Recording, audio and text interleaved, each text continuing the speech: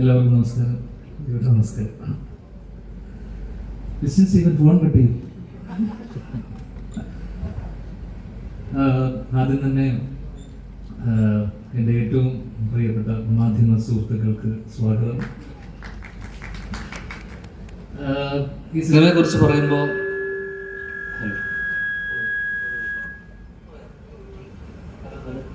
Hello okay. ഈ സിനിമയെക്കുറിച്ച് പറയുമ്പോൾ എനിക്ക് ഏറ്റവും പ്രിയപ്പെട്ട രണ്ടാൾക്കാരാണ് രാഹുലും നീതുവും. രാഹുലാണ് ഇതിൻ്റെ സംവിധായകൻ, നീതു ഇതിൻ്റെ റൈറ്ററാണ്. കുറേ വർഷങ്ങളായിട്ട് എൻ്റെ കൂടെ ഉള്ള ആൾക്കാരാണ്. നമ്മൾ പല സിനിമകളും ചർച്ച ചെയ്യുകയും എൻ്റെ പല സിനിമകളിലും ഞാൻ ചെയ്യാനിരിക്കുന്ന പല സിനിമകളിൽ എൻ്റെ എഴുത്തിലൊക്കെ സഹായിച്ച ആളാണ് നീതു. അപ്പോൾ വർഷങ്ങളായിട്ടുള്ള ബന്ധമാണ്. ഒരു സഹോദരനെ പോലെയാണ് രാഹുലും. നീതു ആയിക്കോട്ടെ ഒരു സഹോദരിയെ പോലെയാണ്. അപ്പോൾ അവരുടെ ആദ്യത്തെ സിനിമ എന്ന് പറയുമ്പോൾ എനിക്ക് വളരെ വളരെ വളരെ പ്രിയപ്പെട്ടതാണ്.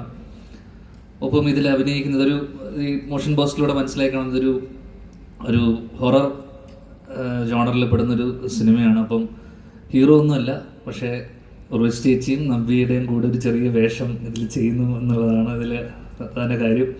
നവ്യ ആണ് ആക്ച്വലി ഇതിനെ ലീഡ് ചെയ്യുന്നത്. അപ്പോൾ നവ്യയിലേക്ക് വരാം. അതൊക്കെ ഇതൊരു മൊമെൻ്റാണ് എൻ്റെ ജീവിതത്തിൽ.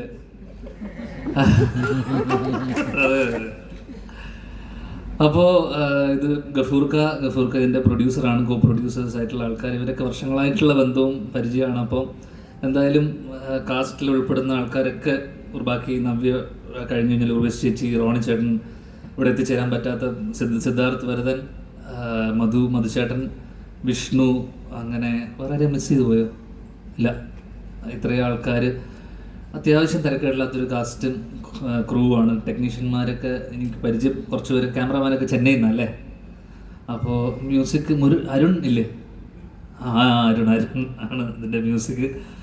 അപ്പോൾ എന്തായാലും തിരക്കേടില്ലാത്തൊരു സിനിമയായിരിക്കും എന്ന് വിചാരിക്കുന്നു. എടുത്തു പറയേണ്ട കുറച്ച് ആൾക്കാരുണ്ട്. ഈ നമ്മൾ ക്ഷണിച്ചിട്ട് വന്ന കുറച്ച് ആൾക്കാരുണ്ട്. അതിൽ അവരോടുള്ള നന്ദി പറച്ചിലാണ് ഇനി അടുത്തുള്ളത്. അതിൽ പ്രധാനമായിട്ട് പറയാനുള്ളത്, കഴിഞ്ഞ ദിവസം ഒരു സിനിമ കാണാനിടയുണ്ടായി.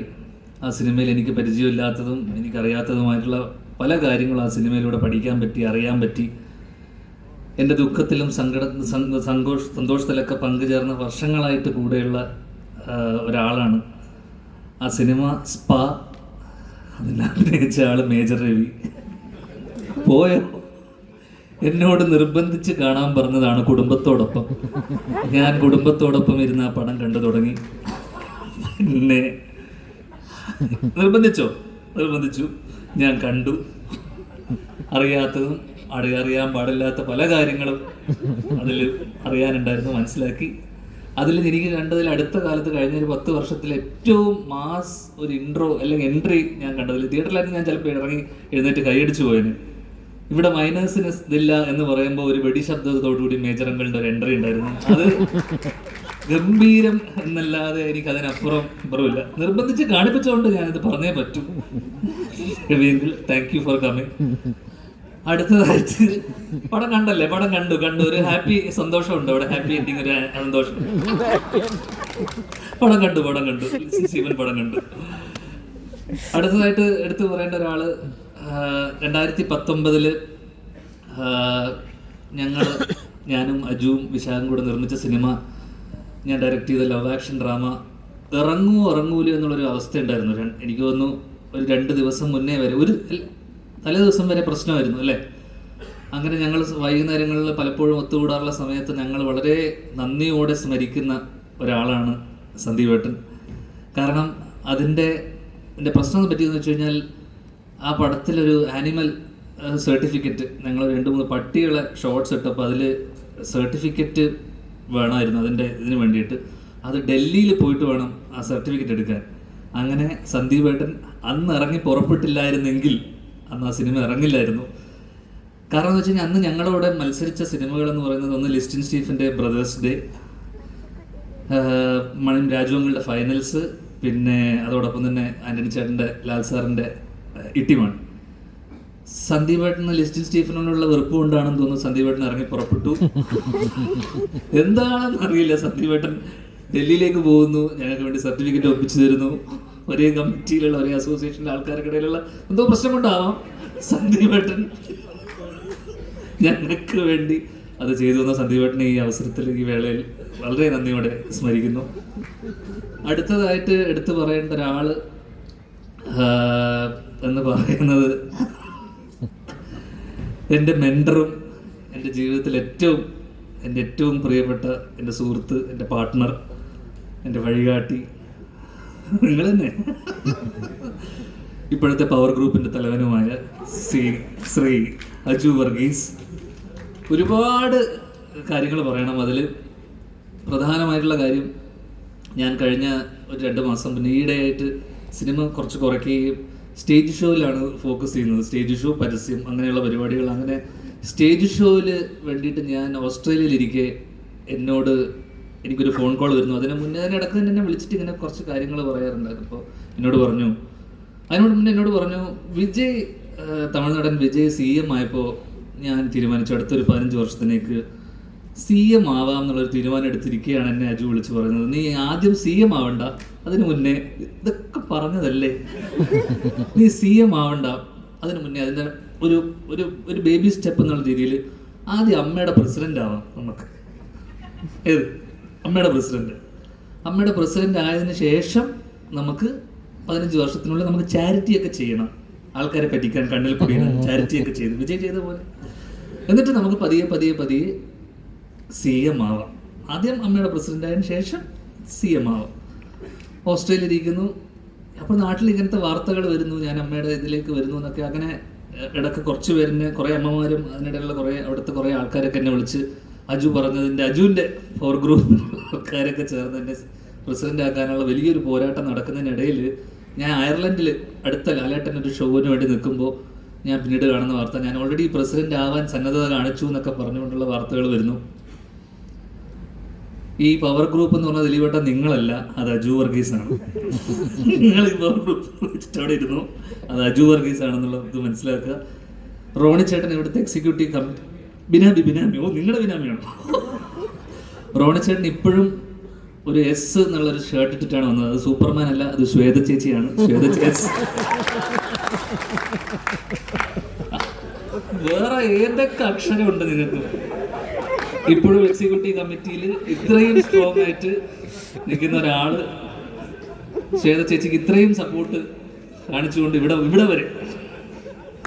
അതുകൊണ്ട് പക്ഷെ ഞാൻ പറയാണ്, അപ്പൊ അതിനിടയിൽ പല ചർച്ചകൾക്കൊടുവിൽ അജു എന്നോട് പറഞ്ഞു, എടാ അമ്മയിലേക്ക് നീ വരണ്ട, അത് ഇവിടെ കുറേ പ്രശ്നങ്ങളാണ്. കഴിഞ്ഞ ദിവസം ജനറൽ ബോഡിയിൽ ഞാൻ പോയപ്പോൾ അവിടെ കുറേ പ്രശ്നങ്ങളൊക്കെ ഉണ്ട്. അതിനിടയിൽ പുള്ളിയുടെ ഒരു പ്രസംഗം ഉണ്ടായിരുന്നു അവിടെ. ആ പ്രസംഗത്തിനെ കുറിച്ച് പുള്ളി എൻ്റെ അടുത്ത് വളരെ വാദവരാതെ, എൻ്റെ പ്രസംഗം വളരെ ഗംഭീരമായിരുന്നു എന്ന് പറയുകയും അതിനെക്കുറിച്ച് പലരും അഭിപ്രായം പറഞ്ഞ വോയിസ് നോട്ടുകൾ എനിക്ക് അയക്കുകയും, ഈ ജനറൽ ബോഡിയിൽ അദ്ദേഹം സംസാരിച്ച കാര്യങ്ങളെ വളരെ ശക്തമായത് ഇംഗ്ലീഷിലുള്ളൊരു പ്രസംഗമായിരുന്നു, അത് പറ്റിയിട്ടുള്ള വോയിസ് നോട്ടുകൾ എനിക്ക് അയക്കുകയും ചെയ്തുകൊണ്ട് എന്നോട് പറഞ്ഞു, നീ പ്രസിഡന്റ് ആവണ്ട, ഇനി അത് വേണ്ട, CM ആവണ്ട, ഗവർണർ ആവും. ഗവർണറിന് വലിയ പണിയൊന്നുമില്ല. ഇതറിഞ്ഞ ഗവർണർ കഴിഞ്ഞ ദിവസം ഒരു ഇന്റർവ്യൂവിന്റെ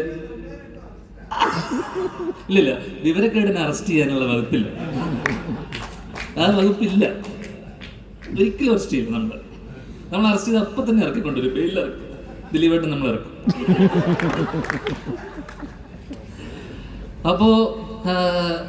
അപ്പൊ ഞാനിപ്പോൾ ഇവിടെ പറയാൻ വിചാരിച്ച സാധനം എന്ന് വെച്ചാൽ, ഒരിക്കലും അതിനിടയിൽ എൻ്റെ അമ്മ എന്നോട് പറഞ്ഞു, മോനെ നീ അമ്മയുടെ പ്രസിഡന്റ് ആവാൻ പോകുവാണെന്ന് കേട്ടു മോനെ, അത് ഒരിക്കലും പാടില്ല, അച്ഛനൊരിക്കലും ആവാത്തതിൻ്റെ കാരണം നമ്മൾ സ്ട്രെയിറ്റ് ഫോർവേഡ് ആയിട്ടുള്ള ആൾക്കാർക്ക് അച്ഛനെ പോലുള്ള ആൾക്കാർ, എന്നെ പോലുള്ള ആൾക്കാർക്ക് അത് പറ്റില്ല. നമ്മൾ ചില കാര്യങ്ങൾ കണ്ണടക്കേണ്ടി വരുന്നു. എനിക്കത് മനസ്സിലായില്ല. പക്ഷേ CM ആയി എവിടെയോ ഒതുങ്ങിക്കൂടാനിരുന്ന് ആഗ്രഹിച്ച എന്നെ അമ്മയുടെ പ്രസിഡന്റ് ആക്കി തീരൂ എന്നടങ്ങിയ വാശിയുള്ള എൻ്റെ മെൻറ്ററിനെ ഈ വേദിയിലേക്ക് ഞാൻ വീണ്ടും സ്വാഗതം ചെയ്യുന്നു. അതോടൊപ്പം തന്നെ ഒരിക്കലും ആവാൻ പാടില്ലാത്ത, ഞാൻ ആഗ്രഹിക്കാത്ത അമ്മയുടെ പ്രസിഡന്റ് സ്ഥാനം ഞാനിവിടെ രാജിവെക്കും.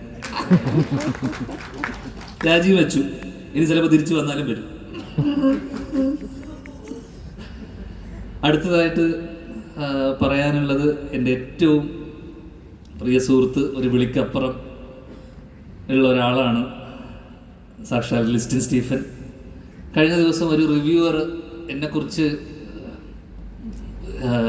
റിവ്യൂവർ എല്ലാവർക്കും അറിയാം, അശ്വന്ത്, എന്നെക്കുറിച്ച് പറഞ്ഞ കുറച്ച് കാര്യങ്ങൾ കേട്ട് എന്നെ രാവിലെ, ഉച്ചയ്ക്ക്, വൈകുന്നേരം അങ്ങനെ 3 തവണ വിളിച്ചു. ലിസ്റ്റിൻ സ്റ്റീഫൻ വിളിക്കണമെങ്കിൽ എന്തോ ഒരു കാര്യമുണ്ടല്ലോ എന്നറിഞ്ഞ് ഞാൻ ഫോൺ എടുത്തപ്പോൾ അളിയനെക്കുറിച്ച് ഒരാൾ നല്ലത് പറഞ്ഞു എന്ന് പറഞ്ഞ സന്തോഷത്തിൽ അദ്ദേഹം ആനന്ദാശ്രുവെ ഒഴിച്ചു. കാരണം ഒരു പൊട്ടനെ പറ്റി വേറെ ഏതോ ഒരു മരപ്പൊട്ടൻ പറയുകയാണെന്നുള്ള സന്തോഷമായിരുന്നു ലിസ്റ്റിൻ സ്റ്റീഫന്റെ ഉള്ളിൽ എന്ന് എനിക്കത് മനസ്സിലാക്കാനുള്ള ബുദ്ധി എനിക്കുണ്ട്. ഈയിടെയായിട്ട് അദ്ദേഹം സിനിമ, അപ്പം ഞാൻ ചോദിച്ചു, അളിയൻ സിനിമയൊന്നും പ്രൊഡക്ഷനൊന്നും ചെയ്യുന്നില്ലേ എന്ന് ചോദിച്ചപ്പോൾ ഇല്ല, ഞാനൊരു ചെറിയ ബ്രേക്ക് എടുത്തിരിക്കുകയാണ് അളിയൻ, ഞാനിപ്പോൾ അടുത്ത കാലത്ത് തിയേറ്റർ വ്യവസായത്തിലേക്ക് പുള്ളി ഫോക്കസ് ചെയ്യുകയാണെന്നുള്ള കാര്യം ഞാൻ പിന്നീട് അറിഞ്ഞു അതിനുശേഷം.